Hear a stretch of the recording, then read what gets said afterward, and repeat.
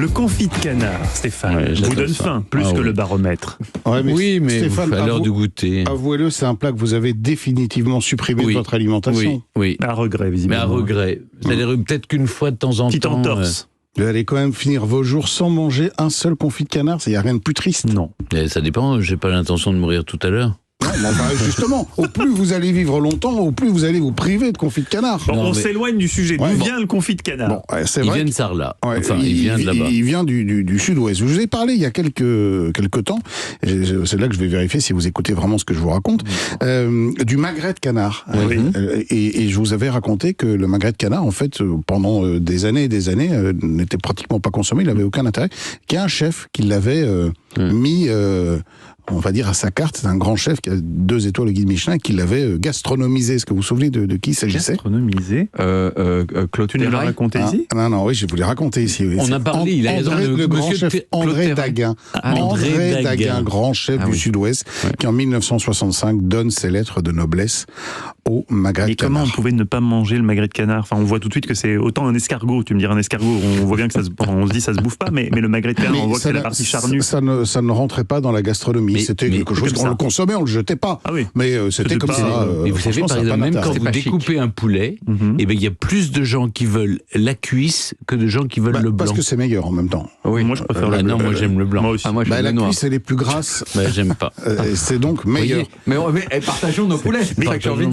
On réinvente le café philo dans cette émission. Et pour peut-être laisser... Alors le confit justement, c'est fait non pas avec le magret, mais c'est fait avec les cuisses, et c'est lié aussi évidemment au foie gras et à la culture du foie gras, puisque pour faire un confit de canard, il faut un canard gras, donc un canard qui a été gavé. Alors là aussi, je vous ai raconté toute l'histoire du gavage du canard dans le Sud-Ouest. Ça remonte au XVIIe siècle avec l'arrivée des cultures de maïs. Et évidemment, ils ont gavé essentiellement les canards pour leur foie, pas tellement pour les magrets, mais aussi pour le confit, parce que le confit, ça fait très longtemps qu'on le prépare. Et l'idée du confit, en fait, c'est comme souvent, le besoin de conserver les aliments. Alors, qu'est-ce que c'est que le confit de canard? C'est les cuisses du canard qui sont confites, donc cuites longtemps dans le gras du canard. Et ça permet ensuite de les mettre dans des pots en un premier temps, avant que n'existe la stérilisation ou la pertisation, c'est-à-dire les boîtes de conserve. On les mettait dans des pots et on pouvait les garder pendant plusieurs semaines, voire plusieurs mois.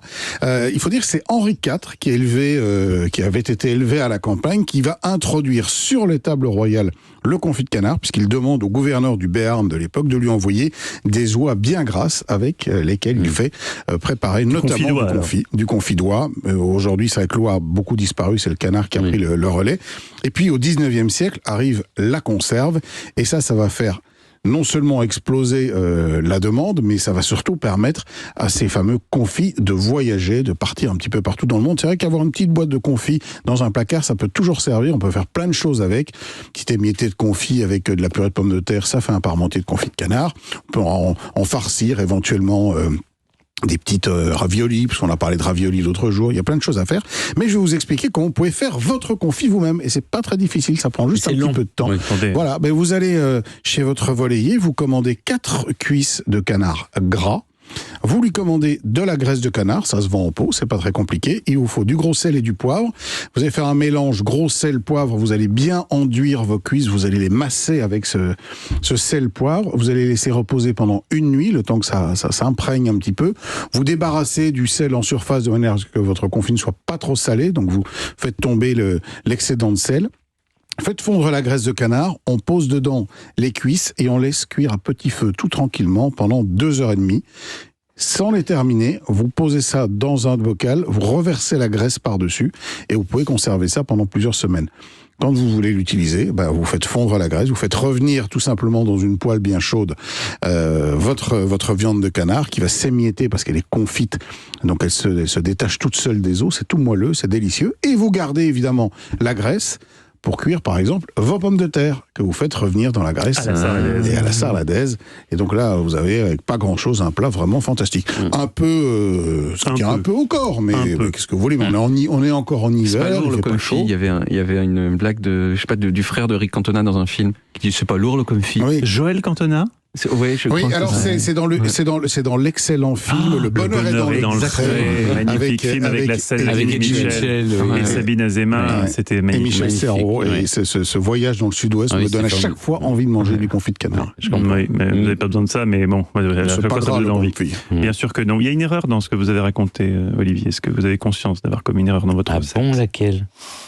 Les puristes du confit de canard ne prennent pas un autre gras, ils prennent le gras du même canard. Oui, alors il faudrait, mais vous ne l'avez pas forcément. On peut pas mélanger comme ça différents canards, c'est sale. Le gras du canard doit accompagner. C'est vaguement ésotérique, on ne sait pas ce qu'il peut avoir sur le goût du canard, mais c'est un peu... Je vous le dis, faites-moi confiance. Merci Olivier, on retrouve toutes vos recettes sur le site europe1.fr.